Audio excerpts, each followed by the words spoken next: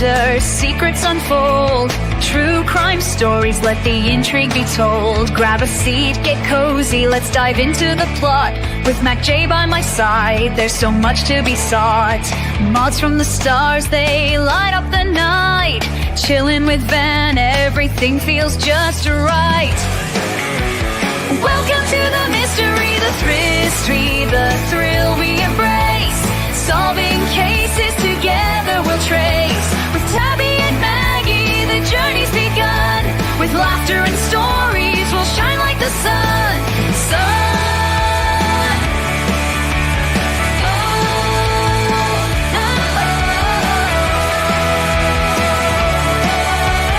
Spirit Time vibes with Lisa and Mark.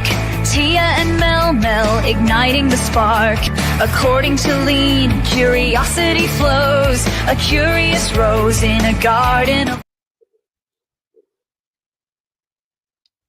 Okay, I don't know why that stopped.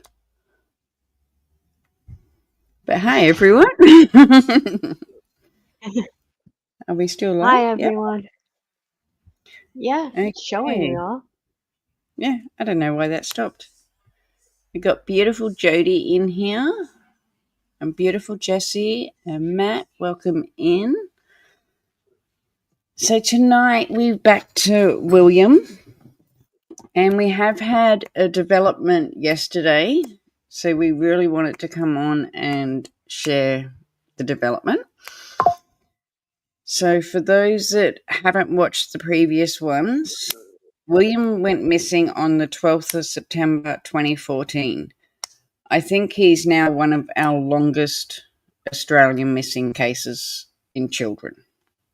But there is a $1 million reward, and it is a case that has baffled Australia for a long time. It has.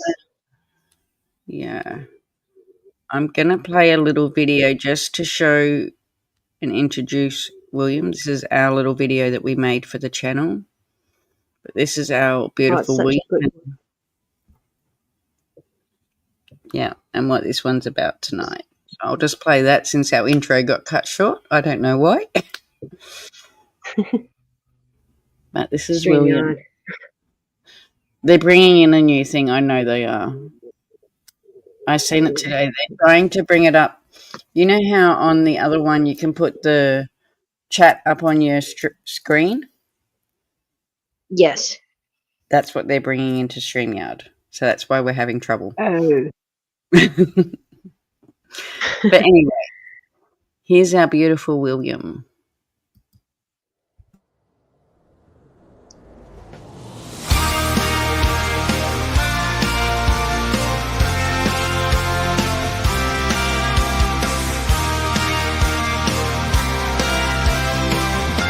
Born into this world, a star shining bright, with dreams in your heart, ready to take flight. But shadows crept in like a thief in the night. A game once played, turned into a fight.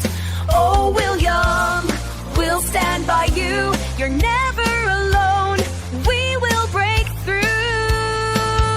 We are looking for you, wherever you are. With love in our hearts, you're our shining star. Australia is crying, but we're holding tight. Together we'll win this unyielding fight.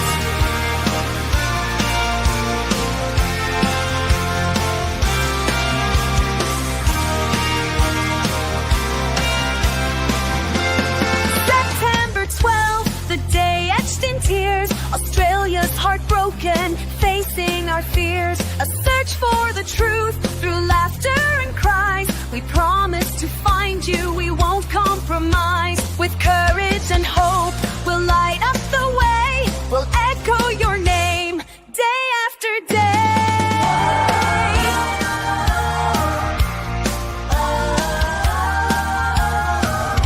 We are looking for you, wherever you are.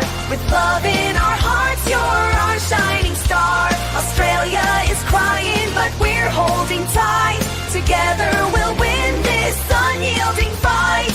We won't give up, we'll chase the dream, for we'll William Tyrrell, we're a united team.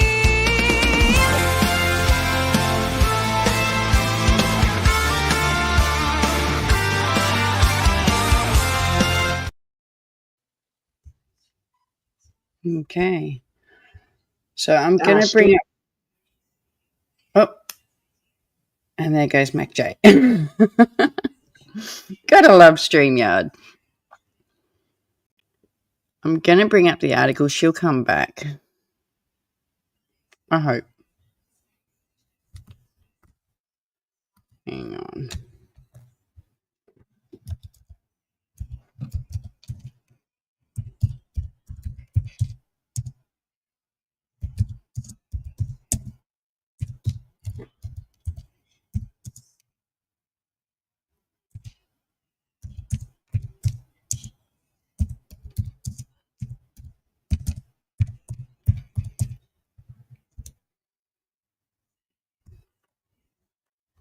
Okay.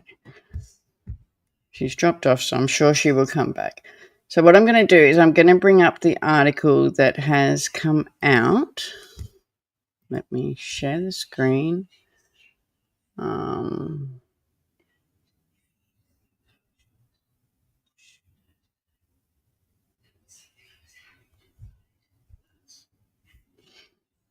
It's this one first.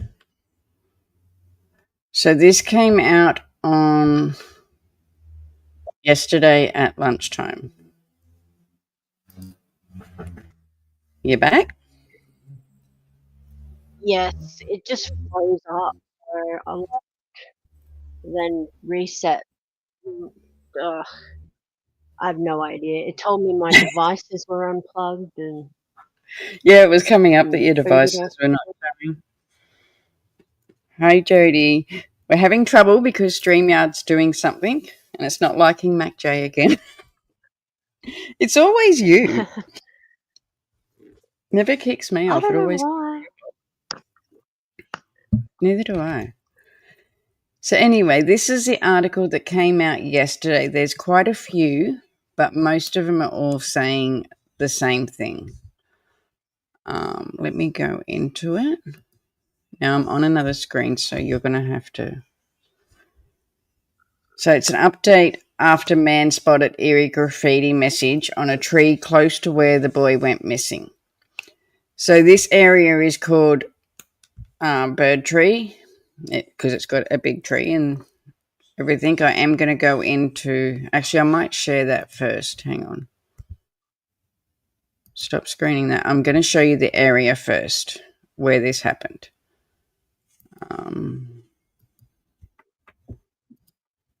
I've got so many tabs open. Oh, it's easy to do. So this is Bird Tree Park, and it's a big national park that's probably about 20 minutes from where William went missing. And this is where everyone's talking about. So when I actually read the article, I'd rather show the area first, and then we can go to the article that came out. Okay. Do you know what I mean? It's just, I don't know, they've got, you can see it's just a big rainforest. My uncle, because we used to live close to there, used to go through here and get all of his staghorns because that was where it was good. But this is what I liked. So here's a map and it shows you where the national park is. So this green part, I don't know if you can see it. Yep. So this part here is the national park that they're talking about. Let me see if I can go in.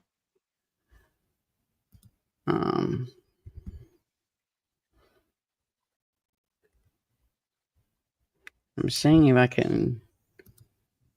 No, that's not going to work. I'm trying to go in. There we go. Yeah, that's better. So this is a national park here where Bird Tree is and where they're saying that William could be now. So we got Laurelton here and Kew and Kendall.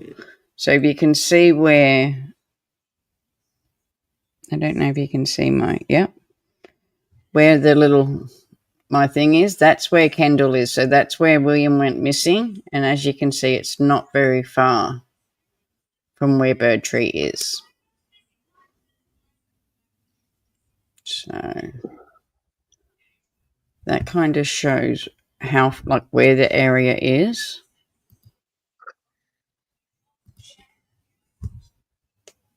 Okay.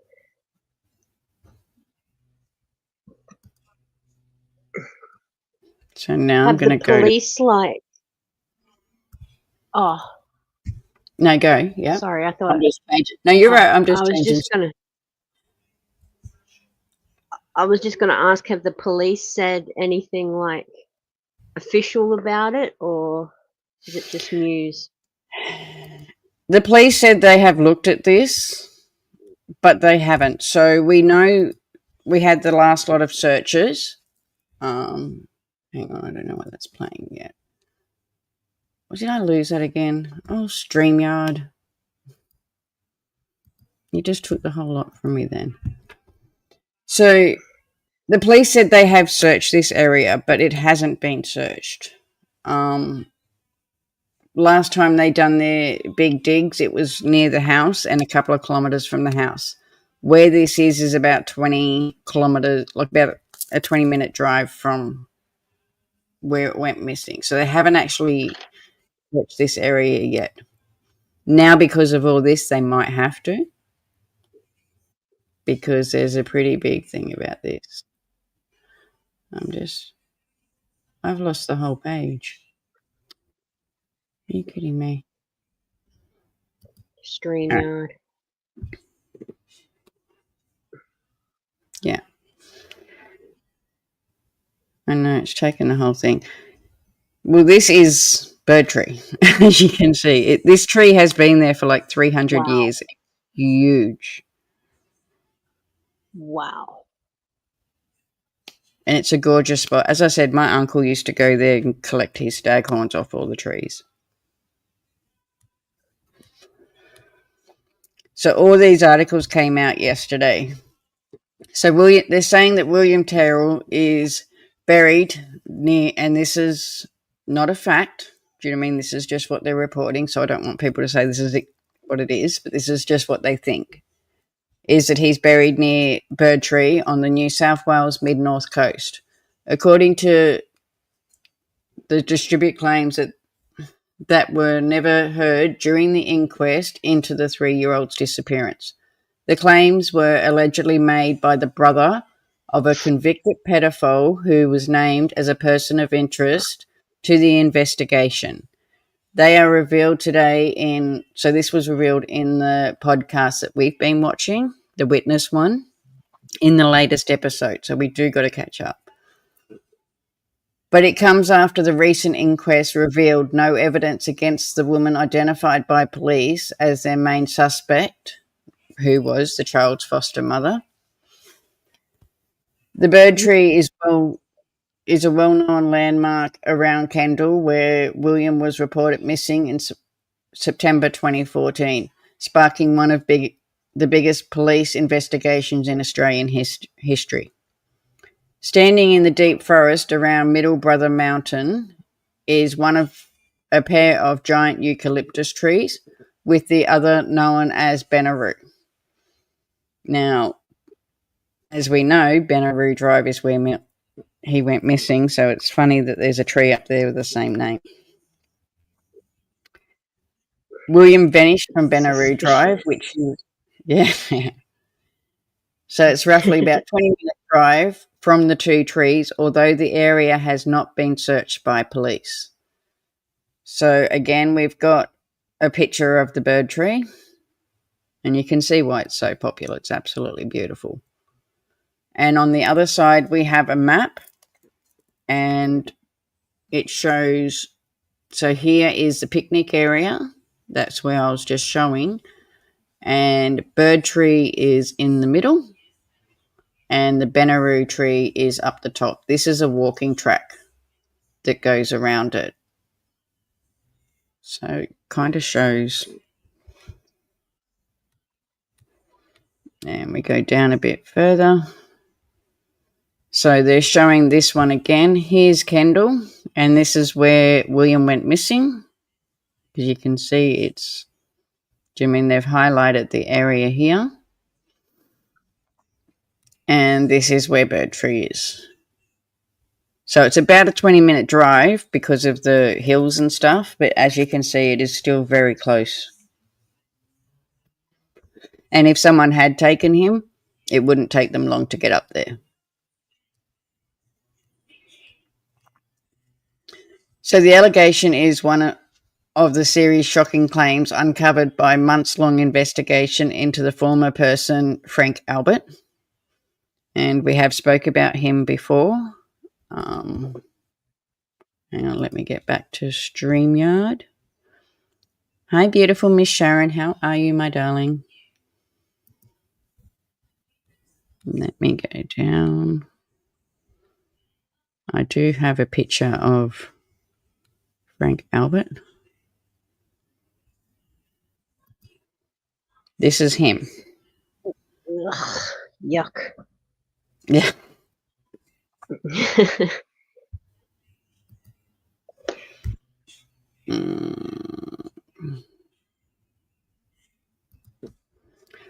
Okay. So where was I up to? So these include allegations that Albert, who is currently in prison for child sex offenders, also sexually assaulted other young children and teenage victims. These were made separately by three people, one alleged victim, one alleged witness, and a third man who claimed he knew the victim personally.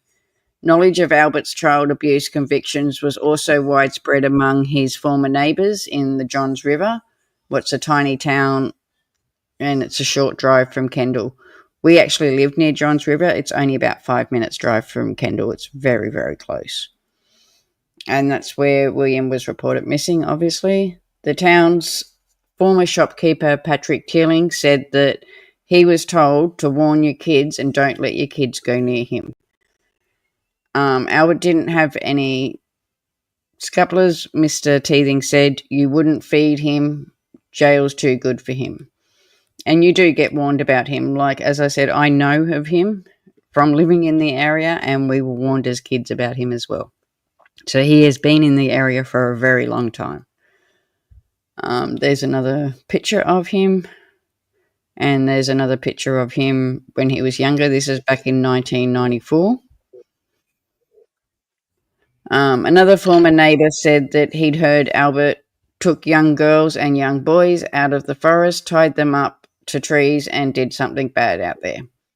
Others described him as a dirty, stinking man with long hair, living in a feral house with rotting walls and floorboards, the backyard deep in junk, including an old washing machine, bathtubs, and scrap metal. One said Albert once threatened him with a machete during an argument. Another said that he was fascinated by crime. The inquest investigated William's disappearance heard another claim about Albert, including that he boasted about having unalived a 3-year-old and burying him in a suitcase. He was not questioned at the inquest, however, either in public or in private. Our investigation, so this is the podcasters one, also revealed evidence tendered to the inquest suggesting Albert's mobile phone pinged off the Middle Brother cell tower the morning after William went missing. The tower is near the Big Bird Tree, although it covers a very wide area of land. So members of Albert's family have told us they used to visit the bird tree as children. So we also have a picture of William there and the protected parents. Sorry. I don't even like looking at pictures of them. So Albert, who is in prison, at the moment for assaulting girls and a boy, has also responded to written questions from us and has privately denied any role in William's disappearance. The series has recorded prison phone calls suggesting police did consider his potential involvement, however. In these recordings, which is tendered to the inquest, Albert can be heard saying the police think he might have done this one.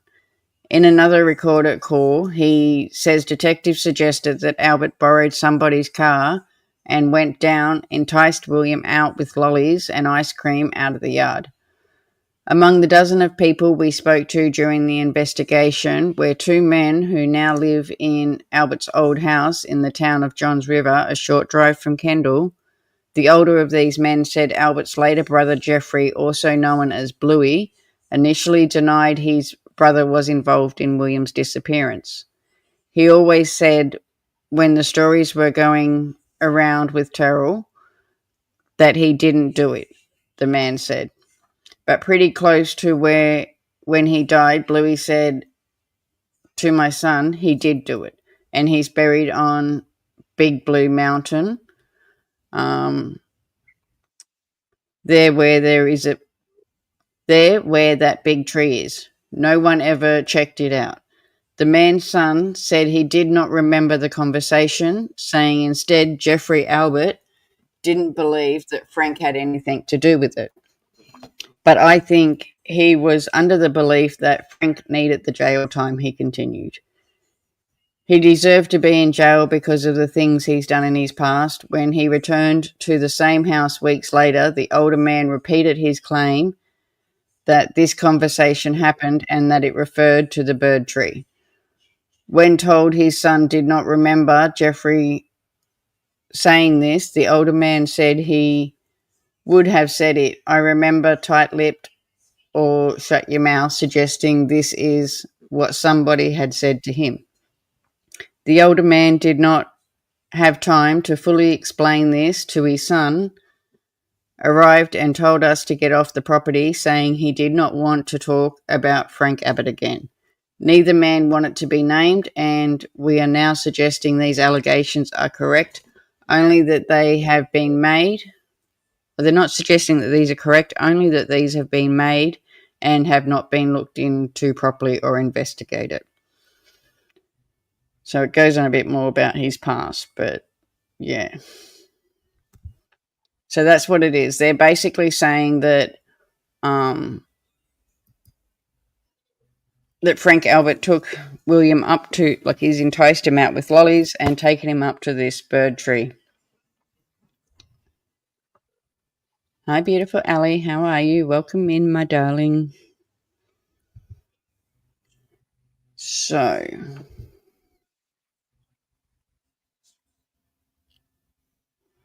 yes, Miss Sharon, it's the same podcast we have been going through. We just haven't got to the latest episode yet. We are going to start back. We've had a couple of weeks off, but we are going to start back. I have got some more. I want to show you. I have found a little YouTube channel that has the area. It's called Coast Country Adventures. And I want to play it. Let me.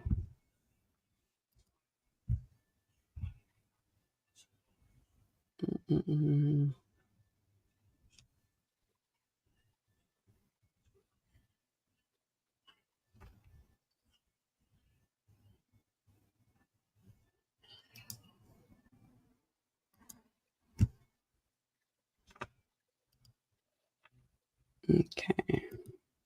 Is that on there? So this is the bird tree area, and this is someone who's just driving through. So I wanted to play it because it shows you a bit of the area, what they're talking about, because police haven't dug there yet. They say that they've looked into it, but I think because of all the uproar and with all of these articles coming out, I think they're going to be forced to have to dig there. But I thought this video, because I've looked through so many, is the best one that shows the bushland and the area. So he's actually driving through the forest, and where the trees are. And I think he actually shows us the trees. It only goes for 9 minutes, so it's not long.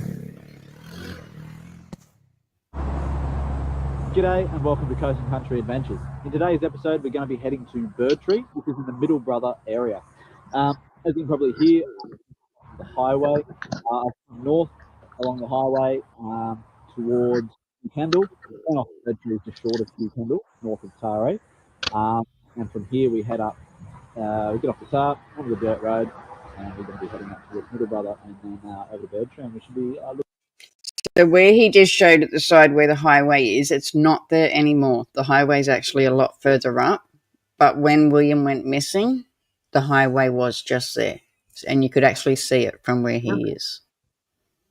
But with all the new highways that have gone in, it's not there anymore. Like that road is still there, but the highway's actually further up now. Probably underwater at the moment with all the floods up there. Oh yeah. Looking at some pretty sizable trees by the end of this journey, hopefully.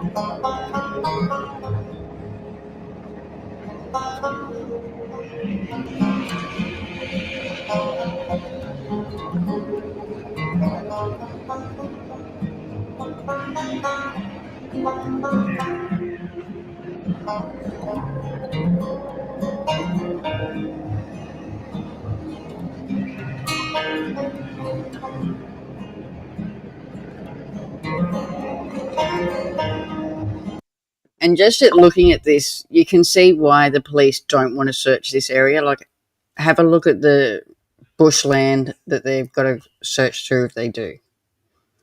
Do you mean that's why I want to show it? Because it really shows the area that around the tree, if that makes sense.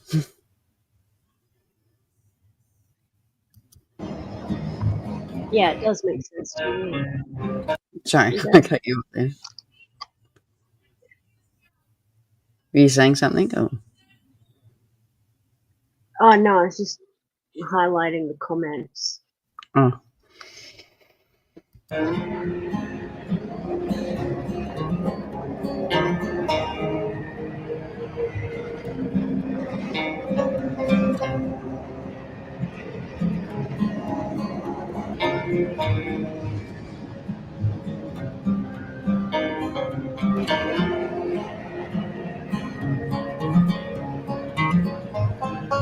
What the?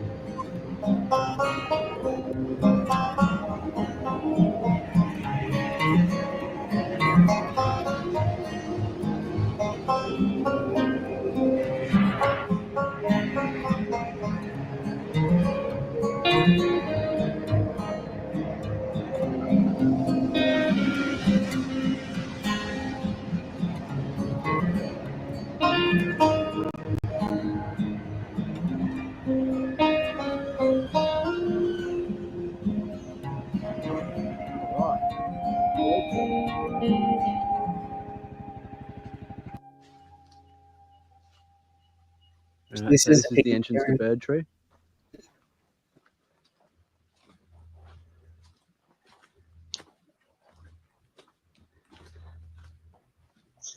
you can see here actually on this stump where the loggers back in the day came in and they had to cut board marks. So they'd have to cut that out by hand, and you'd place a board. You'd place a board in there.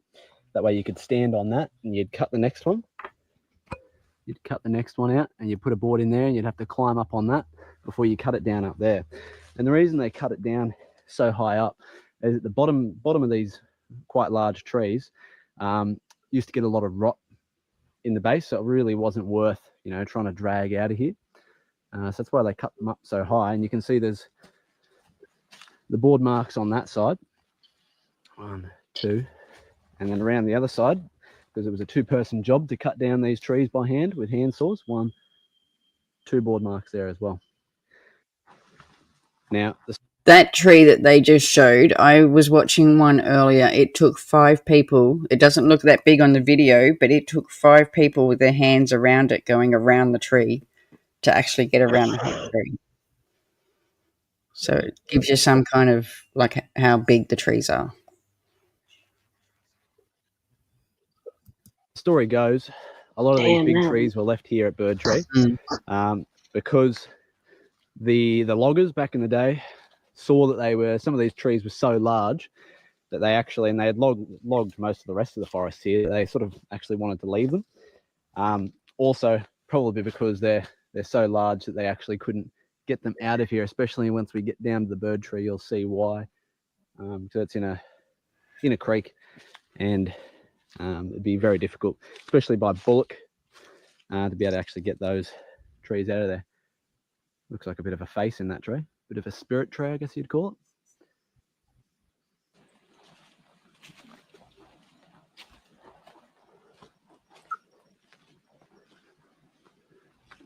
Now this is a massive tree. This is the one I like to call the tree cave. Massive tree. And it's all hollowed out under here. Very easily.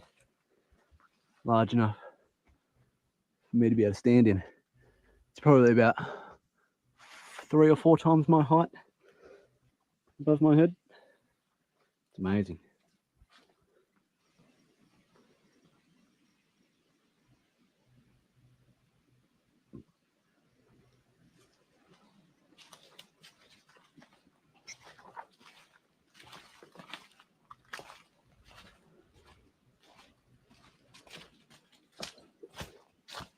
So this country here is starting to go down into a creek, and it would have been very, very difficult for them to haul a tree. You know, back in the day when you're doing it by bullocks, to haul a tree of this size out of a gully like this. Not impossible, but the story goes they left it just because of how large it was.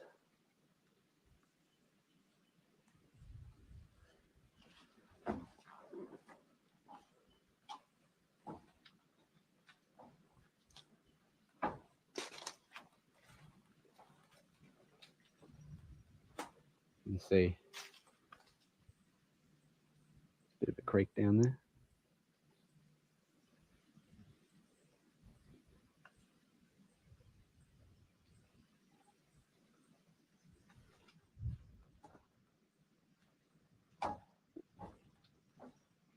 Beautiful area.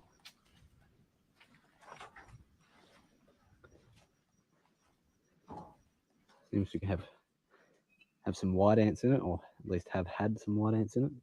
It's hollowed out down there. White ant marks. A white ant's nest down in there.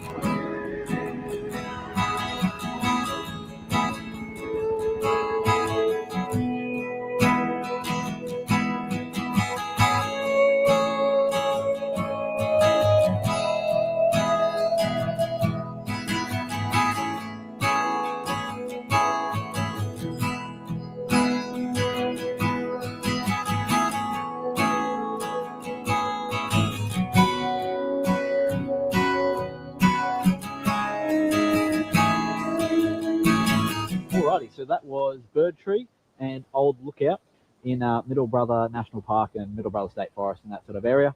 Hope you enjoyed the episode. I'm not going to play that. So that's the area. Oh, Macjay's gone again. Here she comes. I don't know what happened. Okay, so that's the area. Now I've got the first article that I had back up.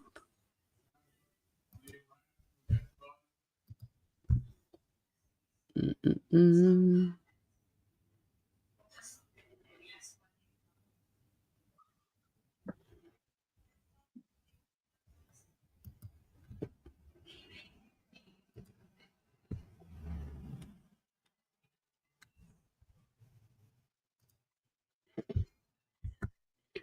Fuck you. The area we're looking at just then was Bird Tree. So this article that I'm about to read, the first article was about Frank Albert. So that was who they're going to mention in this one. And where we just saw then is the area that they're going to talk about. So I thought I'd just show the area so that we all know what the area is like.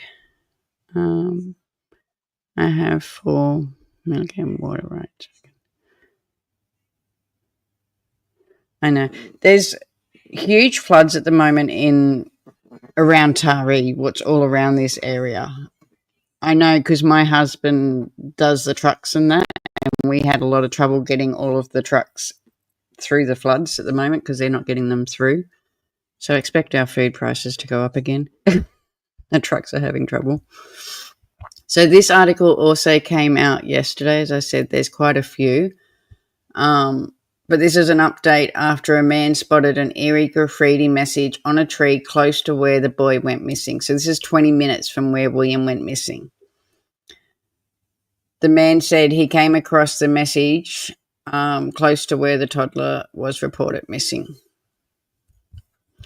So this is the guy that does the podcast that we have been listening to, and he'll explain he'll explain it as well.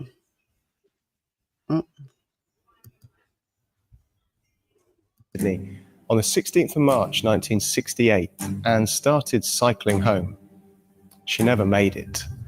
Helen's body was found a week later, half naked and buried in a shallow grave. Her watch and underwear were missing. Decades later, a man called Frank Abbott was charged with Helen's murder and found not guilty. Frank Abbott is now a convicted child abuser. He was also identified as a person of interest by police investigating the disappearance of William Tyrrell. Helen's murder remains unsolved. Today, new witnesses have come forward telling news.com.au's investigative podcast, Witness William Tyrrell, about alleged links between Frank Abbott and Helen. He did have sex with her, and then she was going to tell on him. I can just see where I am right now in the shed with him there telling me this story of this young girl that they picked up who was on a push bike.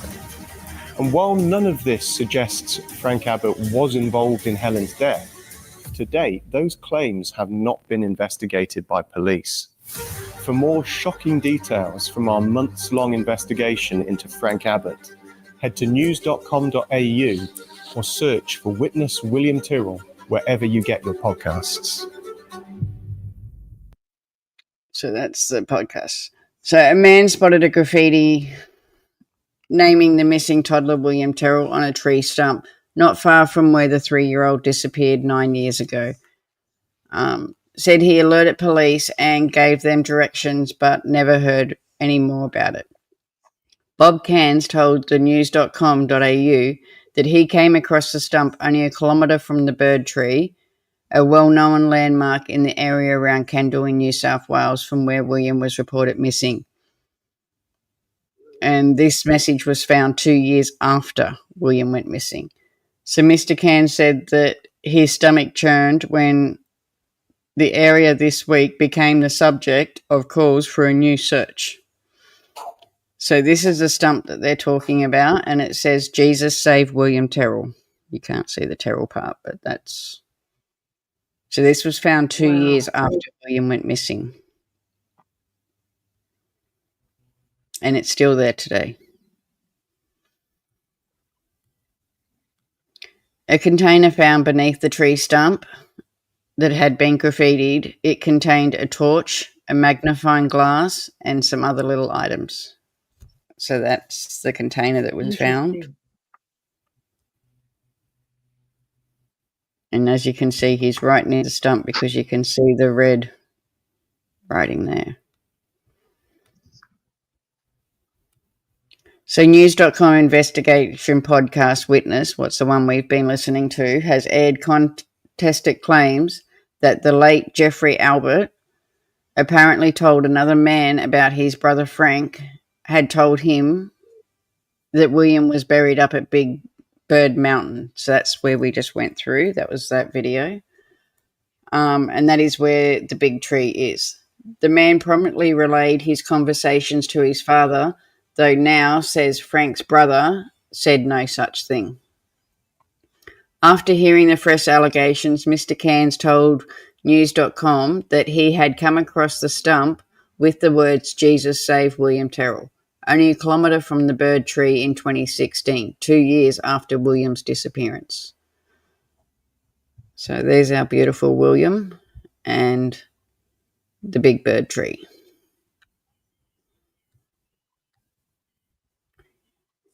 He was on a trip with his family and took photos because the site was so eerie. We reported it to the police. They went out and looked at it, called me for directions, and we never heard another thing about it again, he said. Then today I read this and think, just imagine if the stump was somehow connected. What an oversight it may have been. It sent chills through me when he came across it all those years ago, and it still does when I think about it today.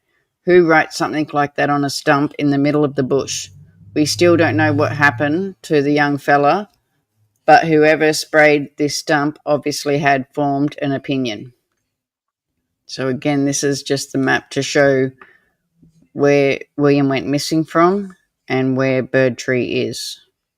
So this is the area that he was just riding around on the motorbike. And it's very, very close.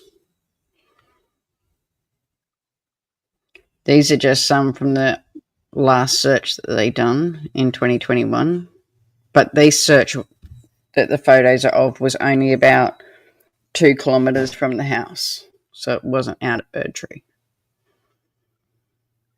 Mr. Cairns said there was a container at the base of the stump under 2 rocks with a torch, a magnifying glass, a coin, and a few other things. We notified police about that as well. I've never forgotten about the stump. I believe the police should do a search in the area from the stump to Bird Tree, he said. Mr. Cairns said he guessed authorities had looked into his report at the end of the day. It's just an eerie, uncomfortable feeling in my gut. It was just a strange thing to come across in the middle of the bush. We all agreed it was creepy, he said. Mr. Cairns said the police conducted a fresh search of land in and around Kendall, but didn't go as far as Bird Tree, and he wished they had. I was saying at the time I reckon they need to keep going further out to near that stump, he said. Former New South Wales Detective Peter Hogan has called for authorities to thoroughly investigate Albert and said he must be subpoenaed to give evidence at the coroner inquest. What, as we know, has now stopped. A thorough investigation search is required to be conducted by police at Bird Tree to locate William's remains or rule out the location, Mr. Hogan said. You cannot simply ignore the possibility that he may or may not have been buried out there. It's the end of that one.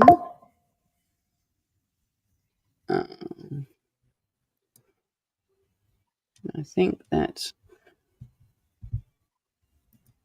So So it is interesting. Do you know what I mean? I do wonder whether they're going to start a new search, but because this has all hit the papers yesterday, do you know what I mean? It's going to be a wait and see what police do now. Yeah, well, it'll be interesting to see if the police do anything. You know, they've all got focused on the would you not stepmother? What would you say? Foster mother. The foster parents, yeah. Did he hand the torch or whatever to the cops? Yeah, foster parents, yeah. I'm not sure if he gave that to the police or if it was just photos, but he said he did report it. He reported it 2 years after William went missing. But they went out and looked, but they didn't actually search the area properly. That's the thing. Will they do anything? I don't know. Do you mean all of this has come out again yesterday? So fingers crossed, because we really need some answers. Now, I was sent something from Tracy. So I know we've done a lot of lives on the podcast, and we are going to finish it and continue it. But I have another one that's the two that are doing the podcast, and they're talking about, do you know what I mean, the podcast and what's going on. So I thought I'd play that because you actually get to see them. We hear them all the time in the podcast, but you don't get to see them. So let me pull this one up. And it's called Are We About to Find Out What Happened? And this came out 3 days ago.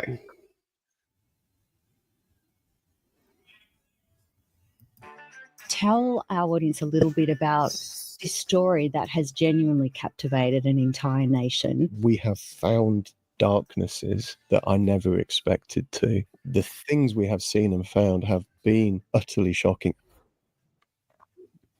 We found new witnesses. We found some potential connections between this person of interest and some other unsolved cases. We found new allegations about an area the police haven't searched, but that maybe we certainly would like to see the police search. I had more questions than ever. The evidence we've uncovered, a lot of it was known to the police. What happened? Could have been known to the police if they went asking questions. And time and again, it seems that they haven't. At one stage, somebody rang the company here and said that I'd tried to call them and they had forgotten my phone number and asked the reception to give them my phone number. Most of my work seems to be murder at the moment. To flip from that into dinner time, I've got 3 kids, one of them's 3. It's rolling chaos. And to flip from basically intense murder to, it's dinner time with a 3-year-old, I cannot do it. I've covered a lot of murders, but this case, this investigation, this has taken more out of me. I actually don't know if I want to do this anymore. Do you think we will ever find out what happened to William Tyrrell? I think we might.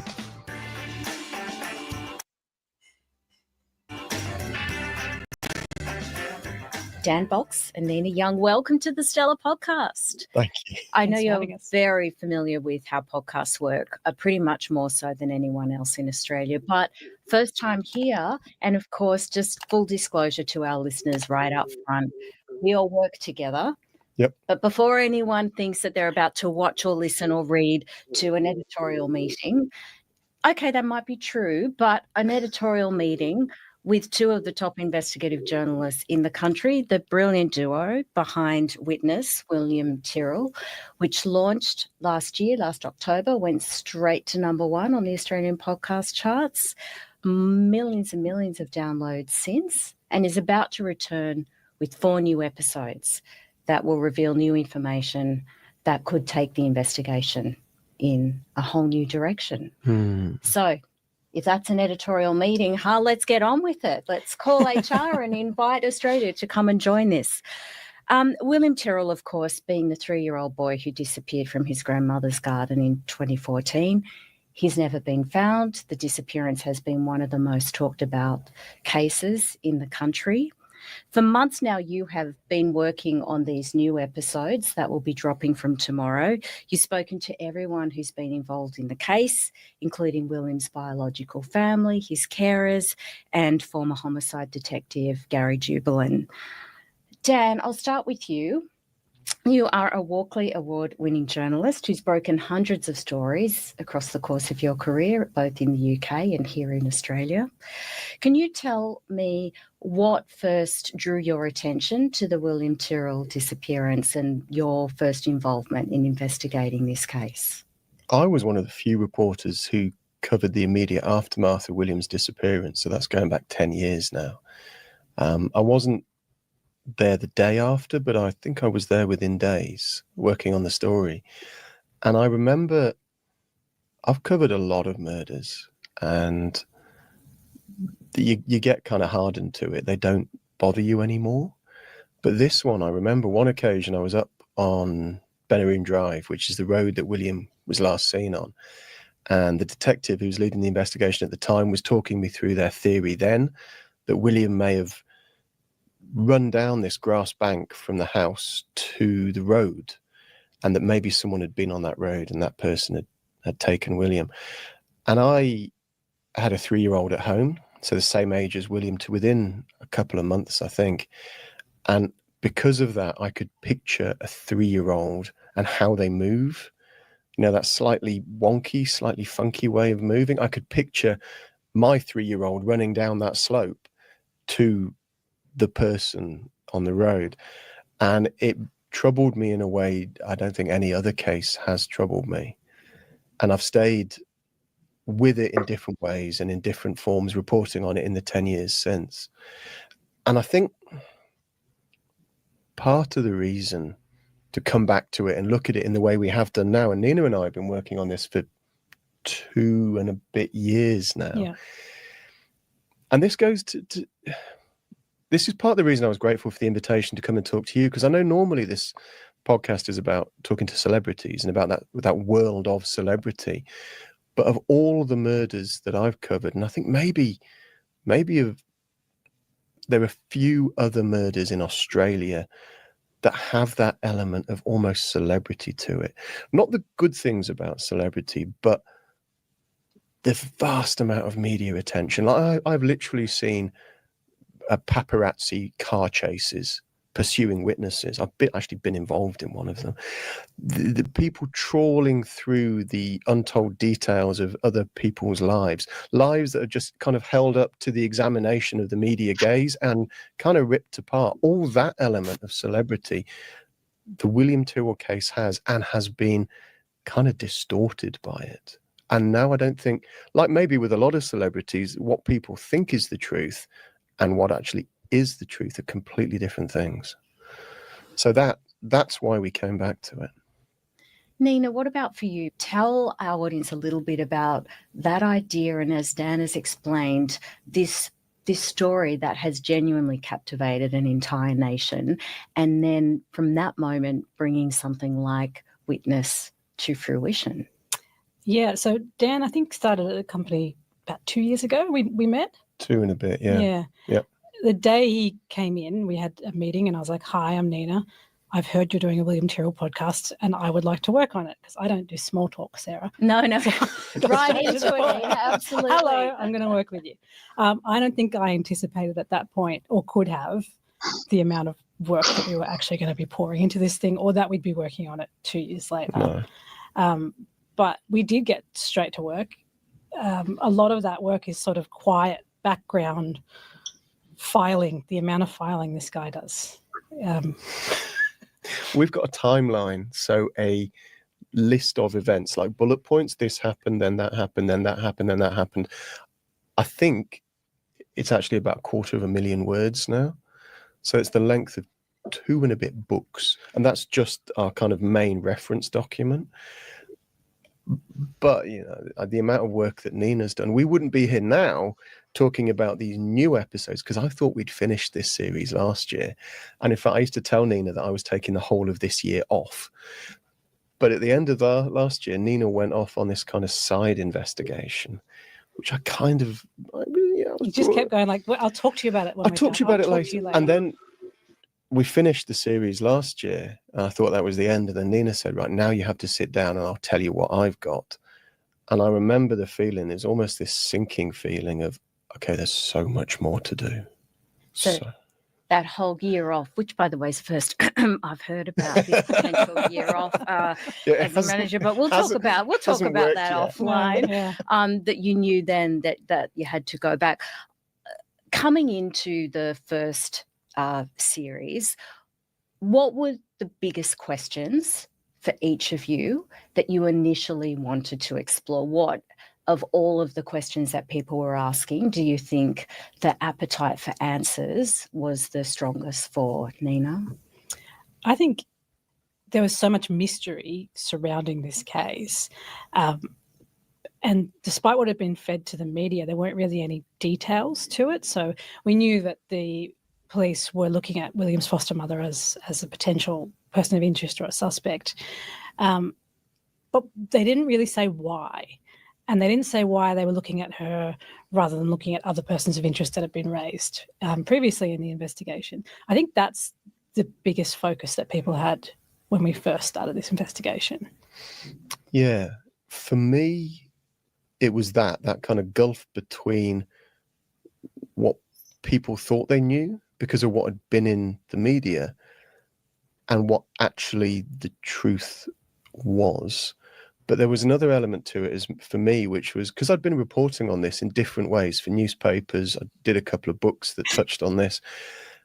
I knew a lot of the people involved in the case and the investigation, and I had a sense of how many lives had been caught up and damaged, not just by William going missing, but by the police investigation that followed. So, obviously you had the families, the biological and the foster family, but you had different witnesses who'd been held up by the police to media and court scrutiny, and their lives had just crumbled. And then the police and the media had moved on to the next person, and then to the next, and each time there was this kind of human wreckage left behind. And I wanted to put the focus back a little bit on those lives as well, the lives that have been damaged because of this attempt to find this child, which still hasn't been successful. Let me ask you both a little bit about that, the motivation for doing the work that you do, because it's obviously this particular case and then, of course, the other stories that you've investigated over the course of your respective careers. The material it's extremely dark. It's confronting. You are working through details that obviously there are other people in other professions that we as a society think, I don't know how I could be exposed to all of that and then go home and live a quote unquote normal life. Is that what has motivated each of you? Nina, is, as Dan spoke, he had that human connection as a parent, which I think resonated with a lot of people. I know for me, my son was the same age as William, and I remember one day there was a copy of the Daily Telegraph on the living room table, and Logan was in his Spider-Man suit, and he said to me, "Mummy, is that me?" Oh, man. And I just wanted to share that moment, Dan, when you spoke about it. Yeah. Obviously, we know as journalists we don't need those personal connections to stories, but when they do happen, that's also tapping into something that other people are feeling. Nina, sorry, I've asked and answered that question. How obnoxious of me. I really want to hear your answer. Yeah. Obviously, any parent in Australia can look at William's face and see that connection and sort of know instinctively how horrible that feeling would be to lose your child. But I also kind of connected with the idea of there's all these potentially innocent people that have been held up as suspects who have had their lives ruined. I mean, that could happen to literally anyone. You could just be going about your day. You could be in the wrong place at the wrong time. And I kind of went really naively into this investigation going, if the police are pursuing this woman so strongly, This is William's foster mum. yeah, Yeah. of course they have something. I thought that too Yeah, when it was on the front page. yeah. And the fact that we've come through the inquest with no eyewitness evidence, no forensic evidence, no evidence that has really been presented, that I'm not happy with that. And so I do feel like I'm driven by wanting to hold people accountable For the damage done to those lives by the police decision to focus on those people. Yeah. And it's not just the people, it goes back to children again. And so it's not just the people you see on the front pages or the TVs, it's their families, and those ripples just spread out. It's so true, isn't it? Every headline, there's thousands of people, entire communities, entire families that are behind that, and then the story moves on, but their lives remain. And that's before we even get into the whole social media thing where everyone, obviously there's a lot of self-appointed detectives out there, of course, with true crime as well. So people then becoming vigilantes and feeling that they can, you know, prosecute the case. Just on that, and sorry to interrupt, when we started this reporting, because we were reporting that maybe the police hadn't got it right, or we were at least investigating the possibility the police might not have it right about William's foster mum, I knew there were whole communities out there online who very much thought the police were in the right. And I knew they weren't going to like this. And so talked to Nina about it, about the possibility for online abuse, social media abuse. And it came in much quicker than I expected. Yeah, he had the chat with me one day and just said, look, I'm only going to bring it. Don't look at this stuff. And I'm not going to look at this stuff, but I've told someone to flag if your name comes into it, and also if there are credible threats that come up. It was the next day. I called in to say that's already happened. It's happened. We had to talk to the company about it just to let them know it's not just me, it's everyone who's worked on this project, their name's on it. So there's a potential for all of those people to be chased down. And I didn't mind if they were just having a pop at me. I kind of expected it. But it wasn't okay for them to go after other people. And I have seen some of the stuff that's been said since. And that element to it, that kind of modern element of media celebrity, that's really ugly. Yeah, people have tried to message me on Instagram. There was at one stage somebody rang the company here and said that I'd tried to call them and they had forgotten my phone number and asked the reception to give them my phone number. And I know it was the same person because they'd come through on email and Instagram as well. So yeah, it's a whole new world now that we have social media involved as well. And what people seem to be happy to do on social media is be worse towards women. I think the kind of things people have said about me, some of which is laughably, it's actually quite funny, some of which is really nasty. There definitely is a toxicity, I think, that is reserved particularly for women. Yeah, I was not surprised by this.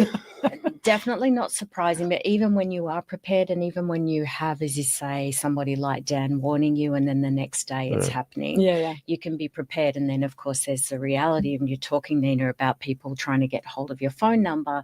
Anyone that's been in that situation would understand that feeling that, well, what else are they trying to find? Are they trying to get my address? Are they going to be waiting for me in the office, in the car park when I leave? In those moments, Nina, for you, how do you balance that up? Yeah, I mean, I think for a story like this, when you know what you're doing is important, that it has, it's worth telling, then yeah, it's worth it. Let me qualify that. I think it is worth it, and I think on this one it has been worth it. That said, it does take a toll. I don't know if I'll do crime reporting again after this, and I've done in almost 20 years on and off of doing it, but this case, this investigation, this has taken more out of me, and we have found things and darknesses that I never expected to, and a lot of that is in the episodes that are coming out from Monday.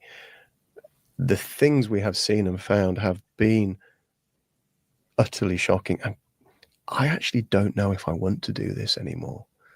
So I think it's worth doing, but I don't know if I can, if that makes sense. It does make sense. And you just said, I think it's worth doing. Yeah. And when I heard you say that you don't think you will do, I don't know. more I've never got crime this far before. that would beg the question. Obviously, we'll want to talk to you both about what you can tell us about what's coming up and some of what you have uncovered. But without getting into that right now, is it worth it? Has it been worth it? Oh yeah, it's definitely worth it. Well, I don't think either of us are sleeping well at the moment. We're not sleeping. Dan's had to deal with wild mood swings from me. That's not true. I don't think we could have anticipated where I have seen Nina in tears. Yeah. I haven't seen Dan in tears though. I don't think we could have anticipated where this was going to take us. And I think we both thought it was going to be a lot more simple than it was. I think the day I was calling up bowlers from a bowling alley 30 years ago, and maybe the day I was running around trying to find a microcassette tape, and there's just been so many weird wrong turns and right turns throughout this. I just don't think we could have anticipated how long, in-depth, unusual and dark it was all going to be. But I think it's worth it. Well, we know there was no small talk in your working relationship, as you're saying, and it got straight to the point on your first meeting. But this is obviously an extremely intense experience, and it has been the two of you working on it, and you have been doing a lot of traveling as well. You've been on the road a lot to small country towns. You're in the car together for hours every day. I mean, everyone who's ever done a road trip knows that's not all it's cracked up to be with the little Hollywood movies with their music montage. In fact, talking about montage, I've got a little bit of audio because I was going to ask if you argue, but don't answer that because just a little bit of audio has made its way into my hands, courtesy of our producer, Emily. All right. Okay. We've just pulled up. No, we haven't. Okay. Well, I was going to say what's on the sign. Certainly helps you. No? Yeah, I know where we are. That's all right. Okay. For the recording audience. No, I know that. Okay. I'm not just telling you what's on the sign. I'm waiting for you to say, so Dan, where are we? Well, I was going to, you know what? For once, I was going to say where we were. Yeah, but we hadn't pulled up. Should we not bicker anymore? Fuck it. All right. So, Dan, we're in a forest. See, this is the danger when you work in audio, that there's always audio to play back. That's actually pretty mild. Yeah. I won't editorialise. I think we also had a fight where, because I was saying that Dan doesn't say yes and enough as a scene partner. Yes and enough. Yeah. Which he didn't know what I was talking about. I still don't He's not really a know what theatre she's kid. talking about. No. Yeah. Look, the role of a reporter is really to do what your producer tells you. And it's possible that maybe got blurred after one point we were doing 6 hours in the car, next day 6 hours in the car, next day. And then when you stop, it's to do these emotionally charged interviews. And then you're back in the car driving on, you're staying in these motel rooms. And at one point, Nina was up in the middle of the night, and the next morning, she's kind of feverishly looking at this thing that seemed really important. And then I get a text the next morning saying, I need to talk to you. And the first thing we say is she's back in the car, the microphone's back on. But I wouldn't have wanted to do it with anyone else. And that's the thing that is true. Everything in these next 4 episodes is from Nina. She drove this. The stuff we found, I would never have expected. She found it. I'm very much just walking around asking the questions on tape. This is where Nina took charge of the investigation without being asked, because it was mine. Without asking permission. She took charge of the investigation and just dragged it into being something it was never going to be that good. But Nina made it. Dan is exaggerating there. These two people are the ones, so the podcast that we've been listening to, this is Dan and Nina. So they're the ones that have been behind the podcast and made it. And because Nina, what they're talking about is Nina going off and doing this investigation is what we're talking about Bird Tree and the stump that was found, and yeah, that's where they're going. The next 4 episodes. So we're currently on 7. We finished 7, so we're up to number 8. It goes to 14, and now they've just released another 4. What's the investigation that she went on? What's out at Birdtree, and yeah, that's what they're talking about. And hopefully, it's going to be a new search. Fingers crossed. And just excuse my son; he's making noodles in the kitchen. If you can hear it.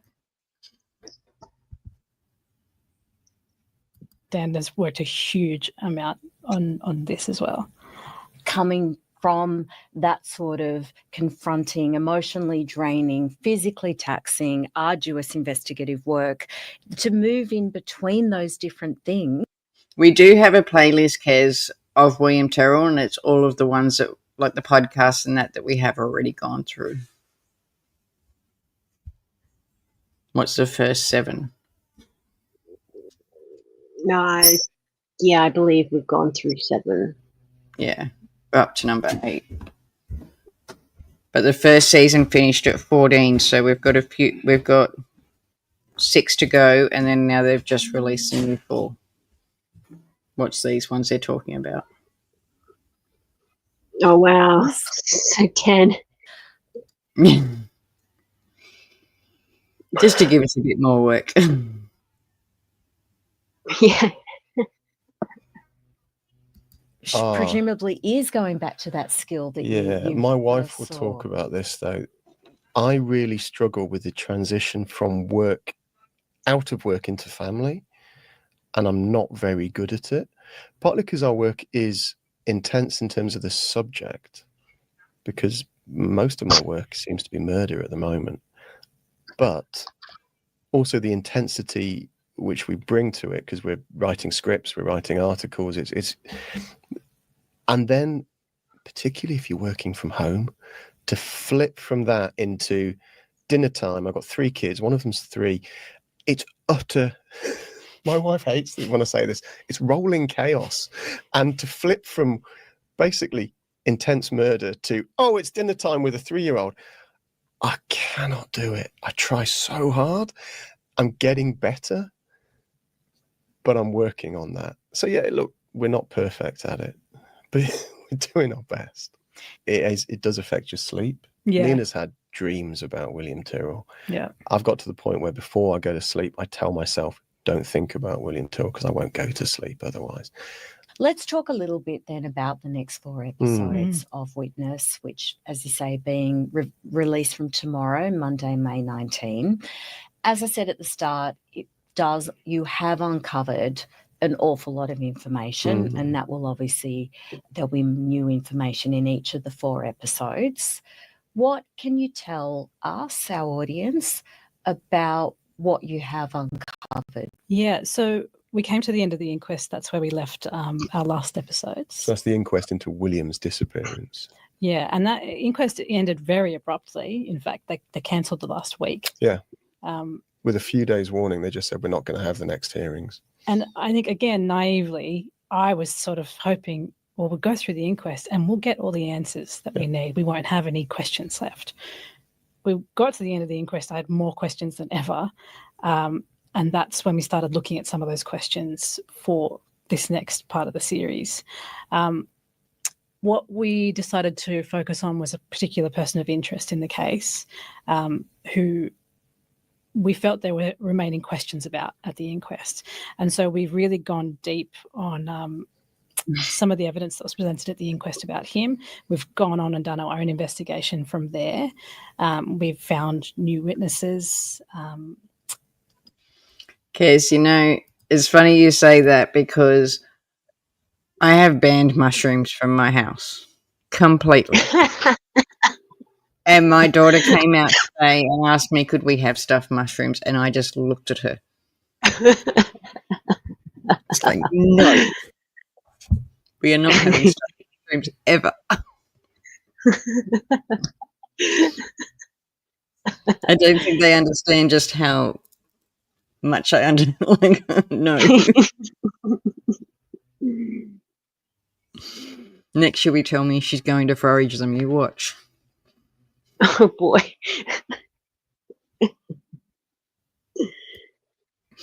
Just thought I'd add that in.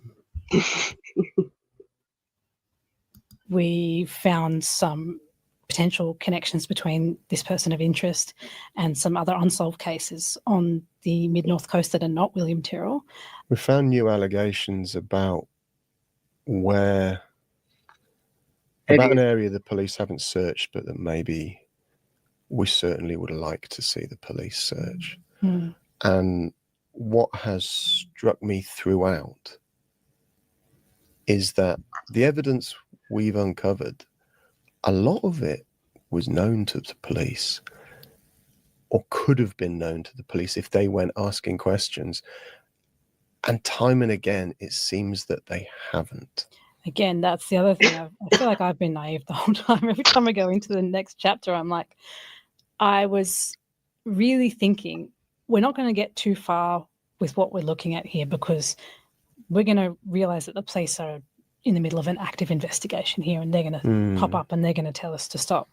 Then it became really clear that was not going to happen, because the police hadn't spoken to any of these people that they would have had to speak to if they were doing a full investigation. And people who've told us that they gave this evidence and asked that it be passed on to particular detectives, and they've never had a call back. And we've spoken to families of victims who say they call up the police and ask them, what's the latest? Who's in charge of the investigation now? And they never get phoned back. They never get called back. And you think about the enormity of what's happened to the families involved. For the police not to be responding, it just appalls me. And that's not every case. I've been a crime reporter, and some of the most impressive people I've ever met are in the New South Wales Police Force. I mean that absolutely genuinely. But I used to have such a high opinion of the New South Wales Police Force. And over the course of these 2 years working on this investigation, that incredibly high opinion of the force, it's just been taken knock after knock after knock after knock. And there's still some incredibly impressive people there. But I can't say, like I used to say, that I just think that force is just a force for good. Nina, what about for you? You keep saying that you feel a bit naive sometimes because you assume a certain outcome. Has your trust in the police investigation and authorities, has that also been somewhat undermined with your experience in this story? It definitely has. But I think it's really important to say that, these police aren't operating in a vacuum. When they're doing these investigations, everything's being okayed from the top. So they're aware of how these things are operating. So I think that some of that accountability has to go to the top as well. We can't just be saying the police on the ground have done these investigations wrong. Yeah, and Nina's right. And some of the accountability has to be kind of reflected back on us as the media, because a lot of what you've seen with the William Tyrrell investigation is newspapers, TV, taking information from the police uncritically and publishing it. And I've had conversations with journalists who have said that almost word for word on the back of the most recent inquest, which showed no evidence against the foster mother, who have said to me, we took this information from the police in good faith, and it turns out it wasn't fair. And maybe the mistake is we took it in good faith and just repeated what we were told. And you can say that about Bill Spedding, and you can say that about me, because I reported on Bill Spedding when he was arrested. He was charged, unrelated offences, but he was charged. And ultimately that case was thrown out. And it was described as the worst case of malicious prosecution in the history of New South Wales. But I reported it all in good faith. So I'm not innocent here. But I do think when Nina talks about accountability, you've got to look at the cops in charge, and you do have to look at the media.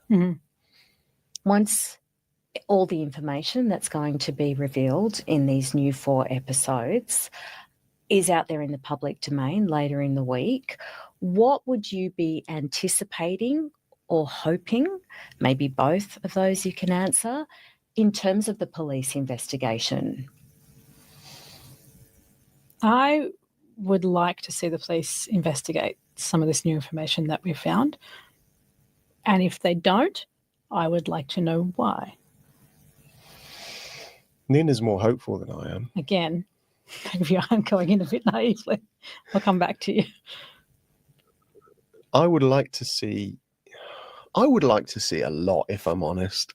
At this point, we know, because the lead lawyer at the inquest just before Christmas of last year said that there is no evidence, no forensic evidence, no eyewitness evidence about what happened to William in terms of how William was taken from that house where he was last known to be to wherever he is now. So we know there is no evidence. I would like to see the police and the coroner stop and say, well, that's not good enough. We're not just going to wrap up the investigation, which they're due to do later this year when the coroner will hand down a report. I would like them to say, we're not accepting that. We are going to throw everything at it again until we find William. I would also, and this is where it gets impossible, I would like to see them do that for, do you know how many unsolved homicides there are in New South Wales? There are hundreds and hundreds of families whose loved ones were murdered or went missing and have no answers. I would love to see them do that for all of those. And I would love for there to be a proper investigation. And I mean, it's going to have to be special commission or royal commission powers into, firstly, what went wrong with the William Tyrrell investigation, because 10 years later, we haven't found him. But also, I'd love to see that investigation into what went wrong with all these other unsolved homicides, because the closer you look at them, you realize that things were done wrong in a lot of them. I would love to see all of that. I don't expect to see any of it. And that really bothers me. Do you think we will ever find out what happened to William Tyrrell? I hope that we get answers.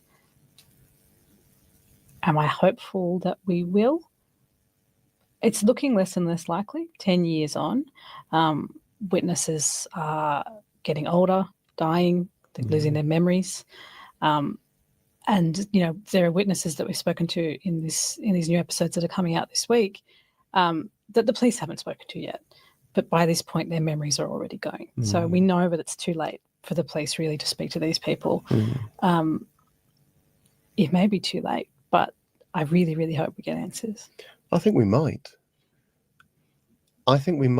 And it might well be something that comes up seemingly out of the blue. A new witness comes forward, a new piece of evidence. Do you mean that's really sad to think that 10 years the police have had this and been investigating it, yet still there's witnesses out there that a little podcast could find that the police didn't even question, and they are losing their memories or passing away. Yep. It's really, really sad, especially for William. Yeah.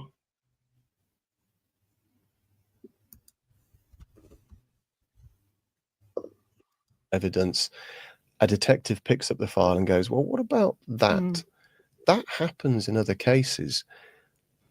But I'm pretty sure that if it does happen, and we know this from talking to other detectives, that if that does happen, if we do get an answer, that answer will already be there in the files somewhere. The police have got so many tens of thousands of different documents and exhibits and reports and statements. The little detail that is the key to this will be in that file somewhere. They just haven't found it yet or realized what it is. And if we do answer this case, I bet you are able to go back and say, that's the point it went wrong. What role also does public scrutiny play in this, in terms of going back to accountability when it comes to police? we know that this new information will be picked up by all other media across Australia. What you have uncovered, there'll be huge public interest in it for the reasons that we've talked about, because William's disappearance has been a source of fascination for 11 years now. We know that sort of public appetite, scrutiny, renewed interest and demand for answers. Is this new information being investigated? Dan, you talked about, investigators not returning phone calls from witnesses, not having their opportunity to speak being taken up. Are you optimistic, either of you, that sort of interest, that these new 4 episodes is going to put it back on the front burner in a way that the inquest we thought would and didn't? Well, we know, I mean, we've spoken to homicide detectives about this, about the role that the media plays in the kind of resourcing that they get and the pressure that they get politically. Yeah, it can definitely push resources onto a case and give them more of a focus. I don't know whether we will see that in this case. It can happen, though. Yeah. It does happen. And that's when the job's really good. Yeah. When you do see a case that has been forgotten or put to one side or left unopened, and you do see it picked up, or you pick it up. Yeah. And then you see, because what happens is it's on the front pages or on the websites or on the TV, the politicians pick up the phone and they ask the police commissioner what's going on. The police commissioner picks up the phone and asks the head of homicide what's going on, and that filters down, and suddenly you've got people looking for answers. So it can happen. It can happen. And when it does happen, it will have been because of the two of you. If it happens. Yeah.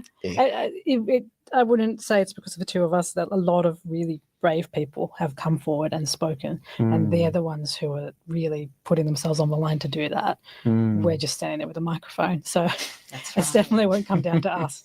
But it is that pressure, though, isn't it? And it is giving a platform for those people to be heard, and then for some pressure to be brought to bear on authorities to act. My final question for you both then is about the people that are at the heart of this case, William's loved ones, his families. Do you believe that what might transpire this week in the public domain, do you think that will bring them some sort of sense of relief? Obviously, you've spoken to them, you know them. Are you able to talk a little bit about what you think this new information might mean for them, how they're feeling, and again with the case back in the headlines this week, what it might mean for them in terms of that elusive goal of closure? We've spoken to some of them. Some of them have chosen not to speak to us, and we have to respect that, because what they're going through, we can't imagine. To lose a child in those circumstances and never have an answer. So we have spoken to some of them, both biological family and foster family. I met with some of them just a few days ago. I'll be honest, I think the effect will be turbulence for them, emotional turbulence. But the sense that I get at the moment from talking to them is of anger. Anger at everything that has played out since that moment that William was reported missing. Anger at the lack of a resolution. Anger that we're still here 10 years ago. Basically asking, why hasn't this been fixed? And I think that anger is going to flare again as a result of what we're about to report. Well, congratulations on everything that you have achieved so far and in these upcoming new 4 episodes of Witness, William Tyrrell. Nina Young, Dan Box, it's been an absolute pleasure to talk to you.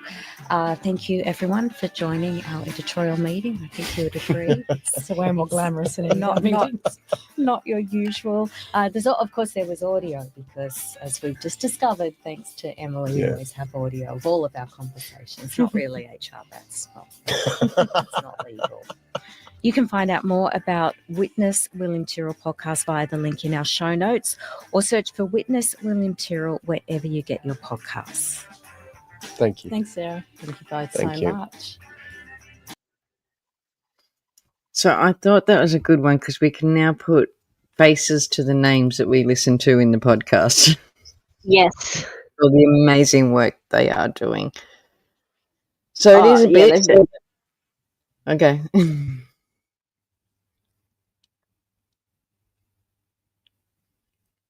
No? done a very Oh, look, it is coming up. We are starting to get it. Look at that. Underneath you. We are getting the chat up.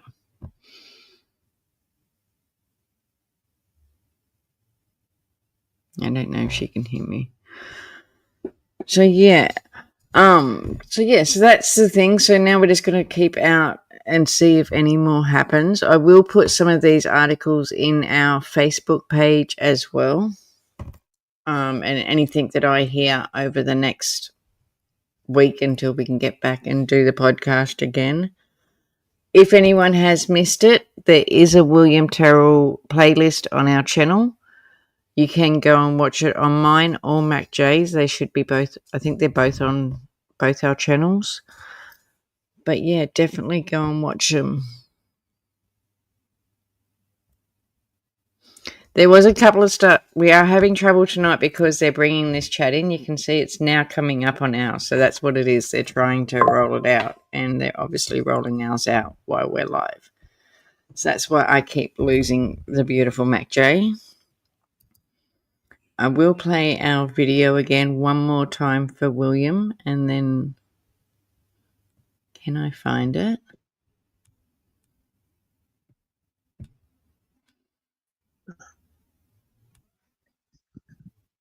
Macjay, they're rolling it out while we're actually live because have a look underneath you. You can see the chat. Oh wow. You can. Wow. So that's why it's been booting me off. Yep. They're rolling it out on us while we're actually live. So I'm going to play William's video just one more time before we go. Because I love this video. I love seeing him.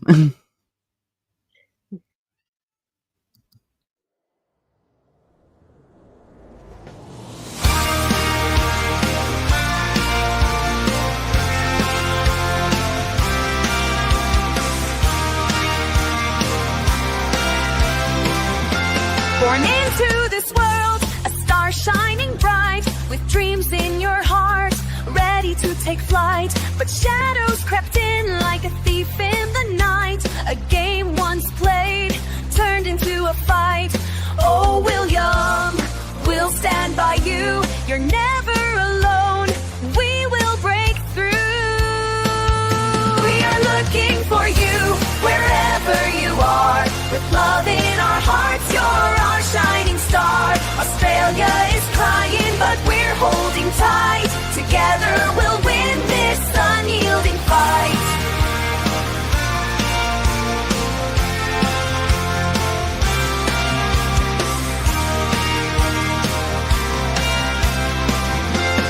September 12th, the day etched in tears. Australia's heartbroken, facing our fears. A search for the truth through laughter and cries. We promise to find you, we won't compromise. With courage and hope, we'll light up the way. We'll echo your name day after day.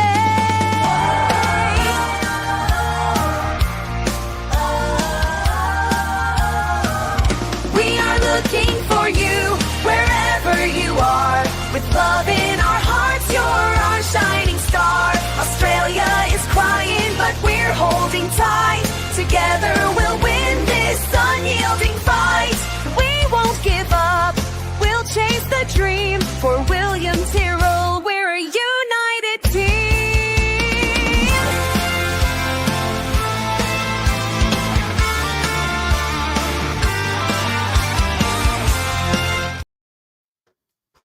So that's our beautiful William. Macjay's gone again. It'll be better next time because they won't be rolling something out, and Macjay will actually be able to stay on panel. But thank you, everyone. This is beautiful. I know I get goosebumps every time I look at him, and I know a lot of you know I have an 18-month-old grandson, and he adores Spider-Man too. And every time I see it, it just reminds me of William. So this is a case that is very, very close to my heart, and I know to Macjay's. We will be back next Wednesday. It's going to be every Wednesday. We'll get back onto it. Here she comes. And we'll get back onto our podcast. But the first 7 episodes are in our playlist. Make sure you jump over to Macjay's channel and give her a like as well on her videos.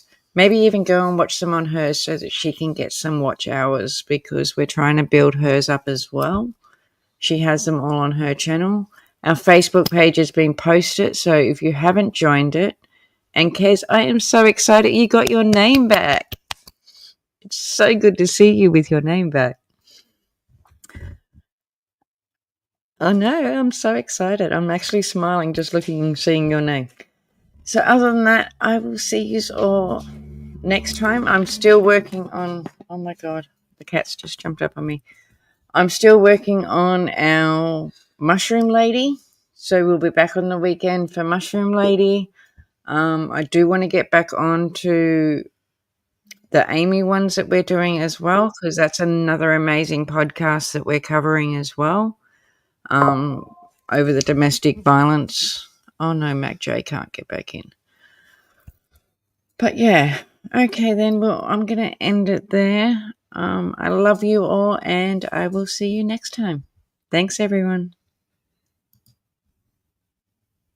Aussie true crime on the rise. Investigate the scene, uncover the lies. From Melbourne to Sydney, all the way to Perth. No case too tough, we'll dig into the dirt. We'll crack the code, find the truth, bring justice to the table. No excuse, Australian legends in the game, bringing light to darkness, no shame. Just got a super chat, let's celebrate. Raise a glass for all the cases we've solved in the past. With eyes wide open, we'll never rest. Aussie true crime, we're the best.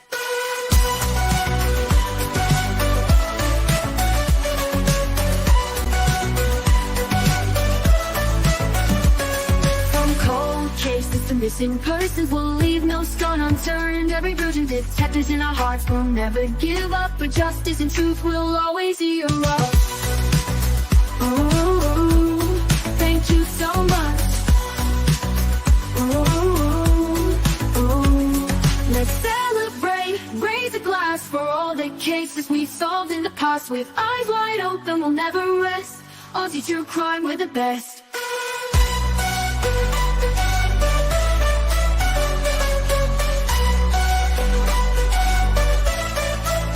Thank you so much. Let's celebrate, raise a glass for all the cases we've solved in the past. With eyes wide open, we'll never rest. Aussie true crime, we're the best.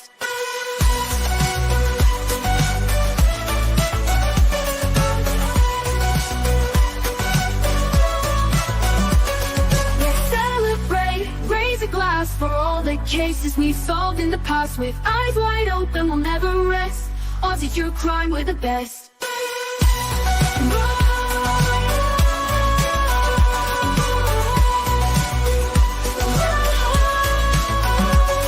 Let's celebrate, raise a glass for all the cases we've solved in the past. With eyes wide open, we'll never rest. Aussie true crime, we're the best. Thank you so much.